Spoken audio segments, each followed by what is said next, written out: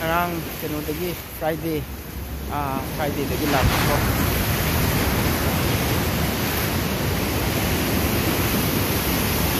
onse tabda kenom phawbane amkan bai tare irei se sine mina ga ina video do udaga ising chendaba ka to ai khange ngasi da si moi force am kal lebi tha dana koi chat paje chumna lep ngam deba moi ising sina tak thara handagi baje akchang ni koi chingdab dong tawe ba alai kumma tandan nang kuni ba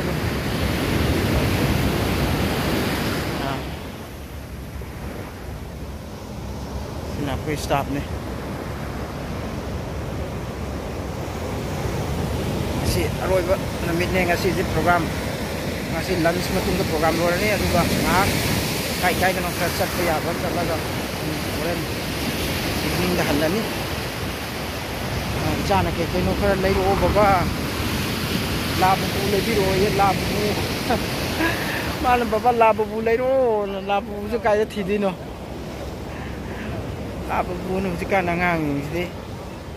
internet se mobile se ye ngam ni internet to tholok pa ji kan gi matam gi oi khang ni mo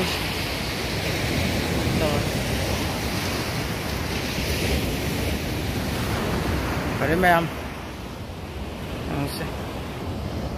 sini matak te sini hospital ne sini hospital ne adagi sida lei sina si sangsing garagana akoi lei hotel do adani program tawis jam nungai jaga se hotel jam na to asi ai tar yang wang la sade koi maton ama ani gumda oiraga ama gumbo mala aduga pak sanna khazana sem bhai tar adagi sida moi kari ba koi kari waiku je am tholakan ne base macha chen jani si mukun lai si waiku ne se idika lai je to si waiku ngak ne si moi tholakan ne se asi din nuksa khara sabai re kano paku tok tre thok di am thok lai ri aswai de ka to adaga cheli jo ya ai cheli me am aswai de ka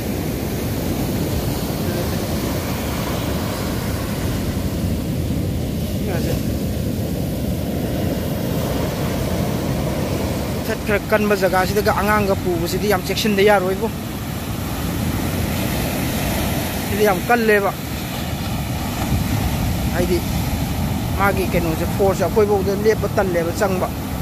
ana angang ga family ga chaladi ko ka section ba sum da sa sidi ai di india da di si kenu ga se pak lai te ba se sida guard nung kan dra safety gi kari gi kai bo pa u de ba adi sini keno jo oi bani na ko jaga se ano once dei sida keno to gra ga di adum chendara sakhi bai phibam ne ba tawris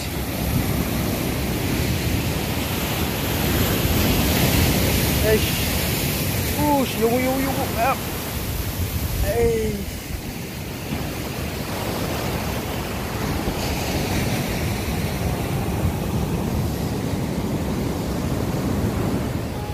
ini hotel gini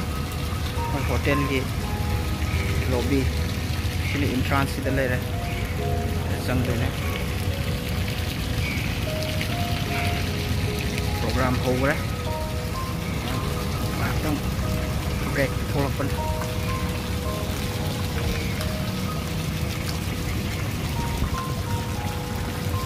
le chỗ ada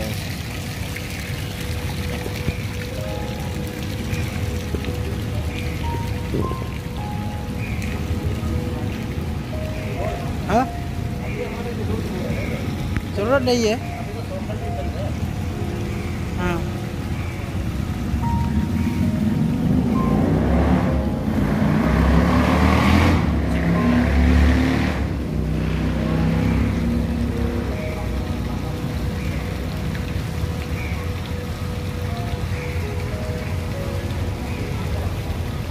hotel edition mana itu kan nilai Visakhapatnam ki Radisson Hotel entrance ida leire.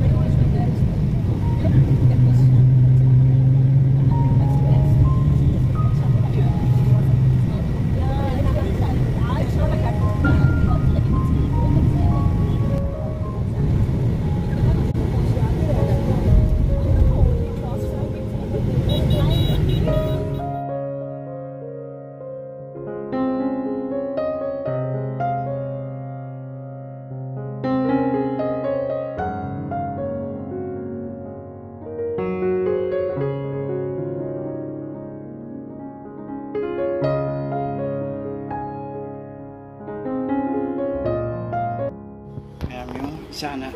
apa halak pengahilam ini ya madi tumma bnina magi friends sina welcome to nga pengahilam ini thongjin jida thongchang paga thamammi tawiju ai huji yorok pa pung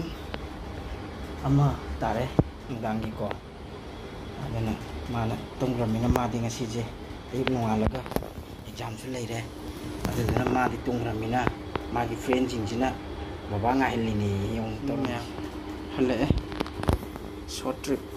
nami humni ki program chalu ne yang chan ramesh welcome baba sama pada itu hari mana hanju phone tor ku da hari minne ma tungra su baba na changa kon bi ro ye ma hai ba ma tungra bi na kami ne je te ni man thamne je kawo oi to kari na kane ha to ma di तुम मदंग में थी ना रोज़ कैसो एमने करत aeroplane देखिए वो ना खराब पूरा है तो नहीं एरोप्लेन दे लाइर लाए तो हाँ तो कैम लाइर तेरे तो हाथों तो चटपटी ना कोई भी मतंग वो संग दे दा थबक की चटपटी ना ये मागी इसी के में हम से छाना पोट चुम से लबी के वो चुम दी कदरोनी जिधर जो फंगी पाई ये लाइर यार जो अम्मा Ungam hela yauris ini ungam hela yung ngai pada di tum bagaya undan yung menangau betul yung ini nami umni conference lalu halap pada gari sih semua taruh thambiram me parking dani sih jo enggak nambah oh na lagi namjil laga space taruh laga thambiram me ini kap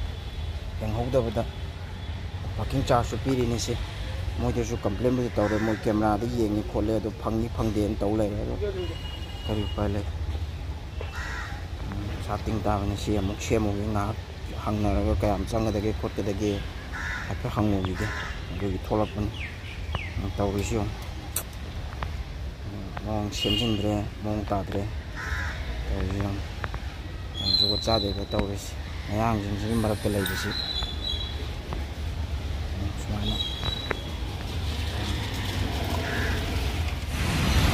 dari siang bahore,